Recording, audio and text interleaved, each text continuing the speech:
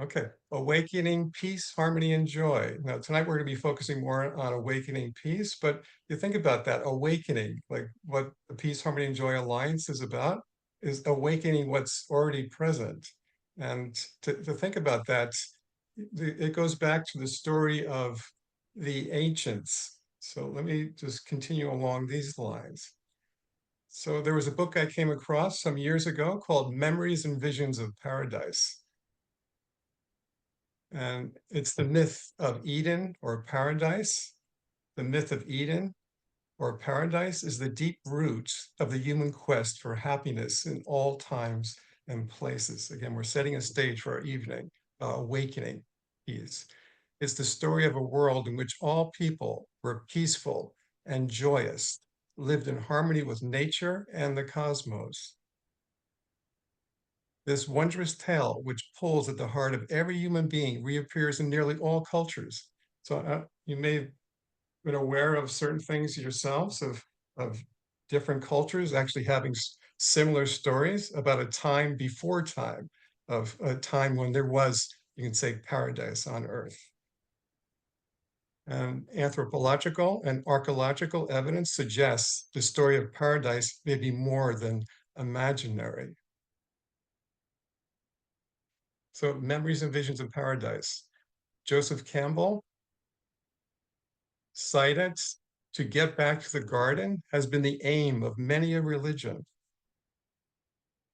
Richard Heinberg, the author of the book, reawakens the image of that garden hidden in the mist of our collective memory and ignites within our hearts the vision of its possible return.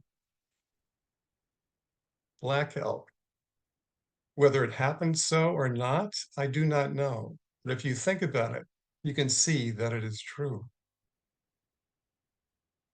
Let's think about it relative to our own experience. So let's think about it relative to our experience. Now, this has been cited like historically, a time before time. We lived in a state of peace, harmony, and joy. And having a sensing that that is true. And there's actually archaeological evidence of that. You can say the pyramids may play a part with that, as well as other ruins all across the world. So there's something there. And we want to uncover these the mist of these of interference with that. So we're looking to reawaken what's already been present with us as humanity. So, but thinking about how does it relate to ourselves? Of peace to begin with. Again, we're focusing on peace tonight. So let's look at this personally. So again, this is good to reflect personally. So for a moment, take out a piece of paper, something to write with, and consider, when have you experienced a deep feeling sense of peace? So you may want to write this down. When have you experienced a deep feeling sense of peace? And some things to kind of jog your thought processes. Maybe it was a time with another person. I know that's for me personally, with my father. A place you're at, or a milestone you may have reached there. Let's see here. Okay. So take note of what you remember, feeling, seeing, and hearing. So take note of what you remember, feeling, seeing, and hearing. So remember that time when you've experienced a deep feeling sense of peace. Okay. Okay, so you have that. And now just look at your notes there. Robert's going to play some music while you reflect on that experience. Okay, so tonight, finding your peace, doing the inner work. You can say finding the compass in our heart to find that peace. Let's continue. Meeting overview. We're going to be looking at heart math. If you've ever haven't heard that before, heart math is originated through the Heart Math Institute by Dr. Childra, and he had the ingenious way of discovering ways of seeing how you can say entrain your consciousness to be in something called coherence, which I'll talk more about there as we unfold this time. Heart math basics, so we'll consider heart math basics, how to practice heart math, and implementation. So let's begin here. So addressing stress in a healthy way is our highest leverage for health and finding our peace.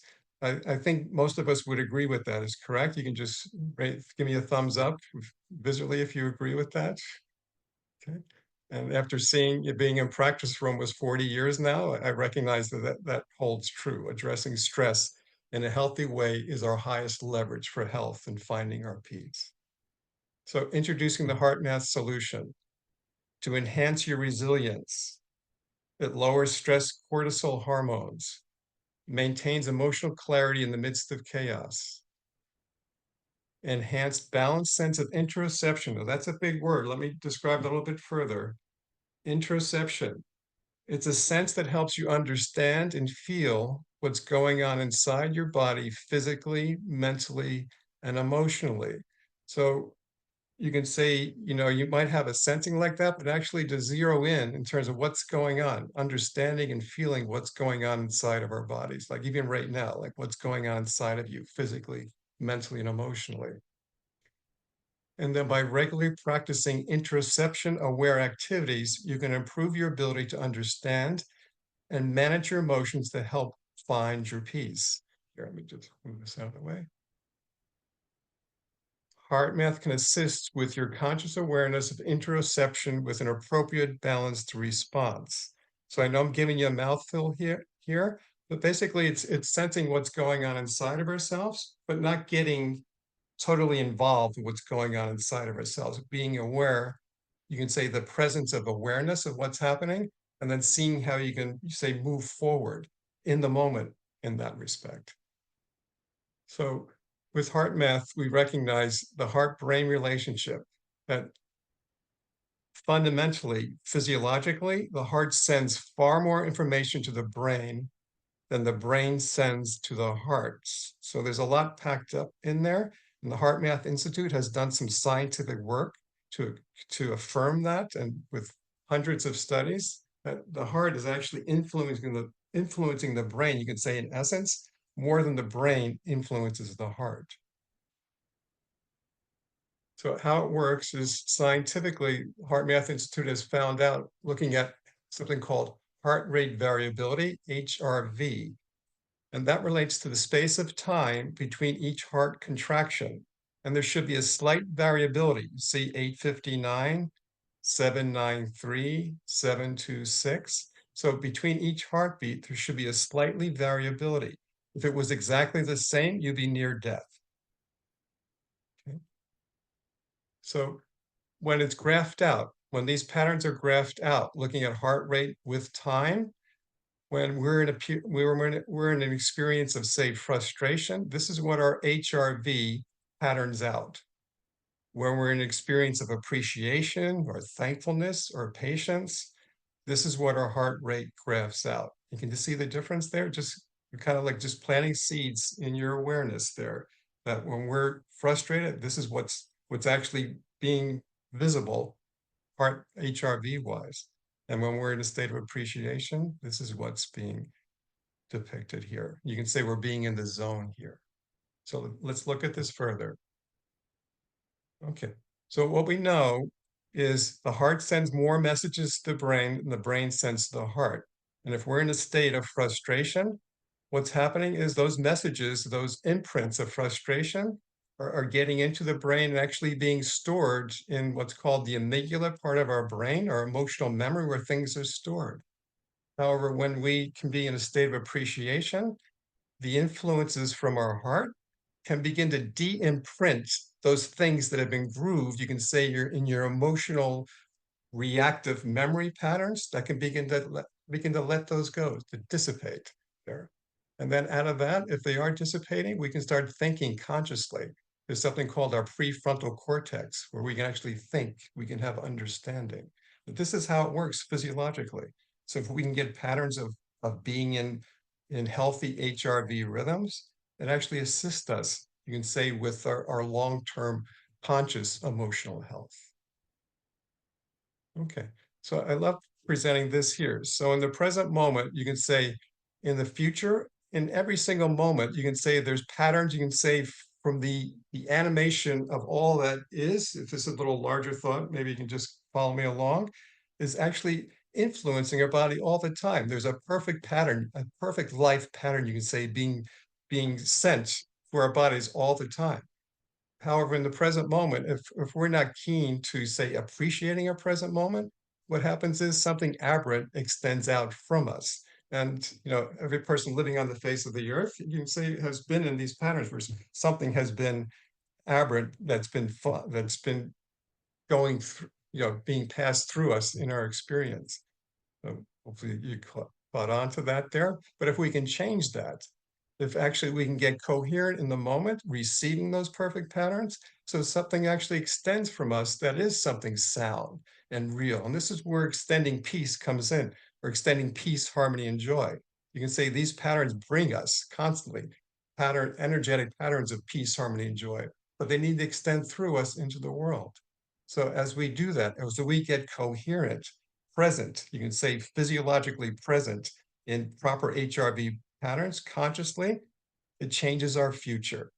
You can say the patterns of the old begin to dissipate, and we set a new stage for what extends out from us to actually create a new future for ourselves.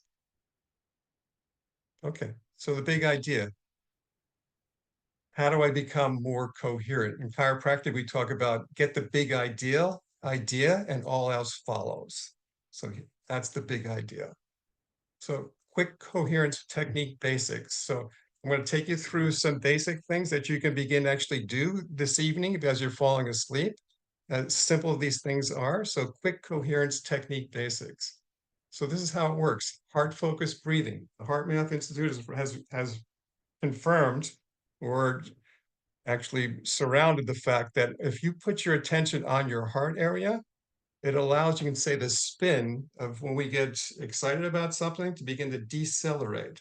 If just putting our conscious feeling attention on our heart, and sometimes putting your hand on your heart allows that to happen. And then it shifts your attention away from your mental chatter. So that's the first step, heart focused breathing. And then breathing in through your heart as if your nose is on your heart, and breathing out slower. But let me continue. We're going to practice a little bit as we put these pieces together.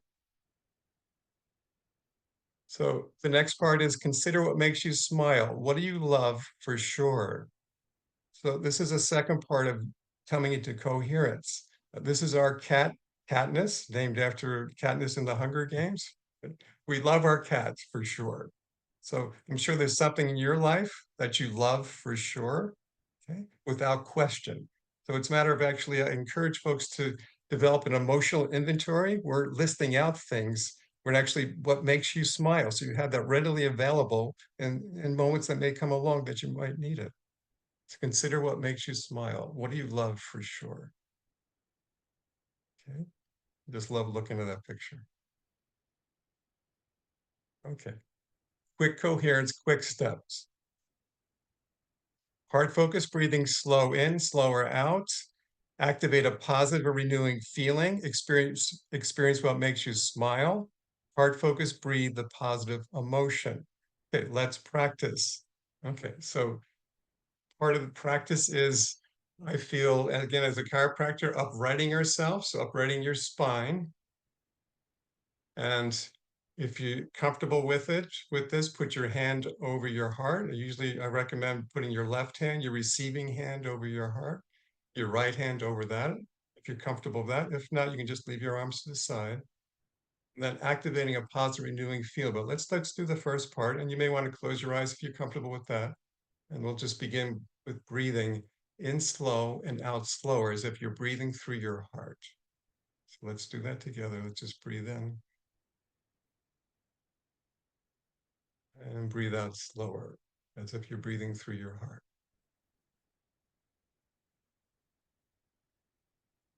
Okay, I'm breathing in slow and out slower. And then open your mind and your heart to something that makes you smile, something that you love for sure, and feel the feeling of that. Feel the feeling of it. What do you love for sure? And breathe that feeling in through your heart. And then you'd say out through your whole body. So feeling, what do you love for sure? And you may have to let your mind kind of consider everything, and when it hits, you'll feel it and you'll feel it. And with heart math, it's more than just thinking something, it's actually feeling, having a feeling experience. So feel what you love for sure. And breathe that feeling in through your heart and out slower through your whole body. One more time.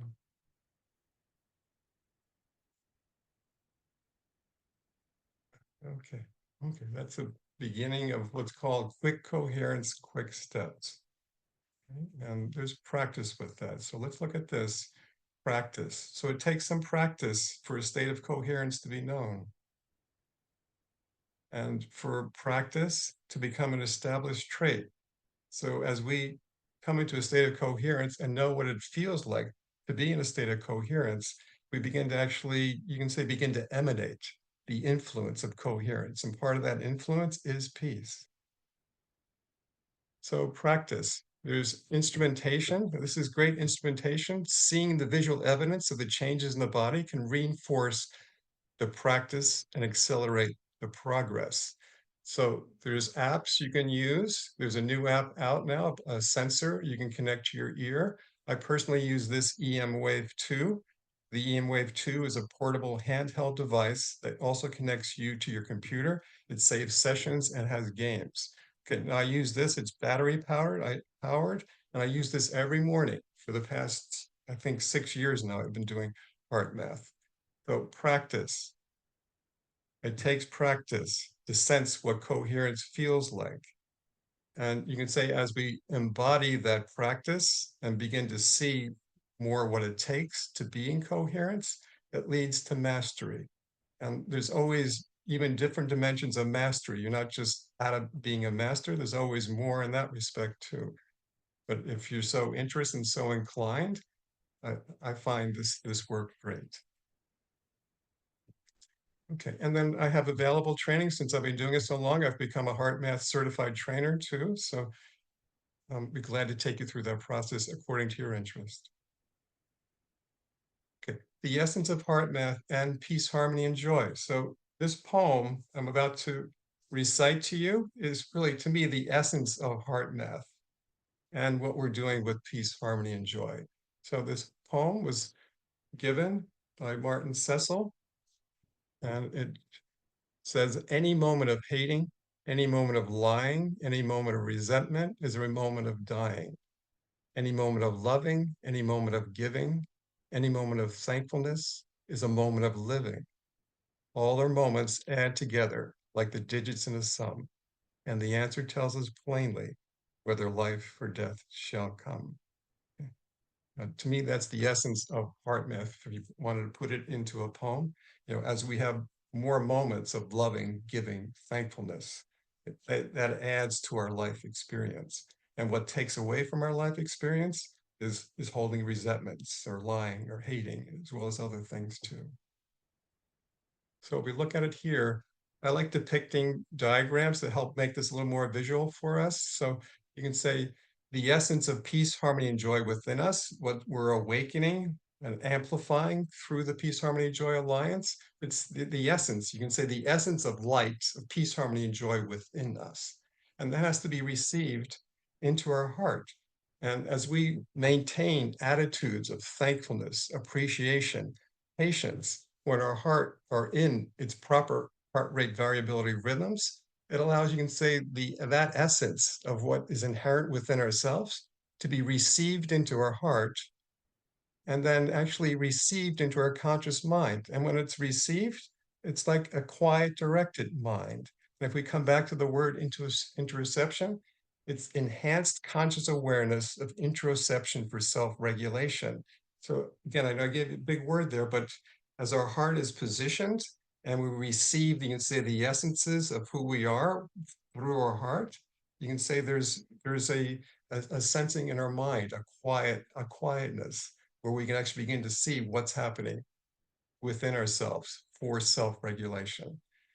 And when days come along, when it's raining, you can say, outside, or raining emotionally for us, It's our brain, it's our mind that needs to protect our heart. You could say our mind is I like to call it the rudder of our heart. It's like the conscious awareness that they call it the guardian angel of our heart, where those times when it is emotionally trying for us, our consciousness is placed to protect our heart, to maintain attitudes of thankfulness, appreciation, and patience. Okay. Let me let you sink that in while I got a glass of water. Okay, finding our peace, finding your peace. And when we're aligned, you can say light-wise, heart-wise, mind-wise, our body will feel that. You can say our body is a perfect representation of what's going on inside of our hearts and our minds. But if we can align ourselves accordingly, our sense of our body will feel that. You can say that invigoration that comes, as chiropractic, we would say above, down, inside, out. And regarding out, we're looking to extend an influence of peace, harmony, and joy into the world. So what's above can actually extend out through ourselves. So let me take you through another process here, and I'm going to give you a presentation next to give you an idea, okay, or to help surround the process what happens when we are impacted on those rainy emotional days. So let me take the next slide. Okay, now there's going to be a bit on the slide, but just stay with me. And I call it the conscious clearing messenger RNA process. Use as needed to restore your experience of peace, harmony, and joy. So messenger RNA, I'm sure you know with the COVID vaccine, there was the mRNA vaccine. And I actually coined this before that vaccine came out here, but messenger RNA. And RNA physiologically in the cells is actually the messenger from your DNA, which actually helps create protein, but it's the messenger. But we're talking about being a messenger of peace, harmony, and joy, a messenger of light of that. So when we're aligned accordingly, you can say we have liftoff. We have liftoff. We have turgor to our systems. We have tone to our system. But when things come along where things contract our heart, where we get impacted from, you can say, maybe our finances or our relationships or our work or you name it. When things come along, things catch us by the throat and our heart begins to contract there. In our mind, we might have the feeling of, oh no, why did this have to happen? And our mind gets twisted. And then we recognize, it's important to recognize in that moment. If not, or if we do, we can have a choice. But if we don't recognize what's happening, we default. You can say we default to things like shame, fear, hate, greed, cynicism. What about this? What about that? There. So if we're not conscious, then actually we can spiral down being so involved in such attitudes like that. But if we're deliberate, we recognize that we do have a choice, and being deliberate in that moment where we upright ourselves and we breathe until we remember. We just breathe until we remember and affirm your love. And when we do that, that's the inner work. And we're talking about finding your peace, doing the inner work. And this is the inner work where when we remember, we upright ourselves and breathe and remember and affirm our love. It brings perspective. It may bring forgiveness for yourself, for one, for another person. It's a matter of being large and then having conscious understanding. And when we go through that process, it neutralizes this state here, and we move along and appreciate. We appreciate the integrated part. We play with all, you play with all. It restores your experience of peace, harmony, and joy. And ultimately, it helps aspiring in peace, harmony, and joy. We recognize when our opportunities come along, when we feel like our heart's being contracted, we actually, instead of saying, oh no, we say, oh yes, here is my opportunity. Here's my opportunity to aspire in a greater way of influence, of extending, of having the experience of peace, harmony, and joy to extend it out into our world. So we aspire that way. And sometimes we get caught. The pressures of life, the pressures of our circumstance may catch us. But if we can catch ourselves, move along, and appreciate the opportunities we have when the pressures come along, then you can say our light is on. and we're shining the way for all. We're playing our part, our essential part, having a sense of destiny. A mentor mind would say, have a sense of destiny. The whole world depends upon my peace, harmony, and joy. And if each of us can say that collectively, you can say what transformative changes can take place in the world. And then ultimately, it's coming into a consciousness of the ownership of your own peace, harmony, and joy expression. It's like you have the ownership of that. So more and more you ground yourself, you have the equanimity in certain moments to actually ground yourself and having that expression, and at rest and in action.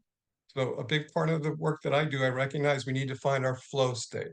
We need to find the time to rest and the time to take action. And then ultimately, we know, you know what you express. That's a quotation also from Martin. You know what you express. If you're expressing peace, harmony, and joy, that's what you know and experience. If you're not, then you're not knowing the experience. And that leads to mastery. Mastery, my sensing is when you can say, abide in this alignment. And when things come along, we actually, before our heart contracts, we recognize what's happening and we stay in alignment. Now, that's a practice for embodiment and eventual aspiring to that mastery. So I know I've given you a lot here, but to me, this is the ultimate way of looking at doing the inner work. Hope that resonates with you. Okay. Okay. Meditation application. I know I've just given you a bit. I know we've just done a heart math practice, but let's see now, put it together a little bit more in terms of what I just shared. So again, let's upright ourselves, hand over our hearts, if you're comfortable with that. Let's breathe in, slow in, and breathe out slower. Okay. And as we just cotton on to whatever I just shared with you, whatever struck you there, just take note of that and appreciate whatever seed that you feel has just been received in your conscious, in your heart. Acknowledge that for a moment. And let your mind surround that there may be protection for it. Remembering that our conscious mind is looking to protect our heart, to be positioned in attitudes of thankfulness, appreciation, and patience, as well as other such attitudes. And as we do, we know a sense of assurance that all is well in coherence. Right? Just breathe together, breathing in slow and breathing out slower. Acknowledging what we sense we can appreciate. Breathing in slow, out slower.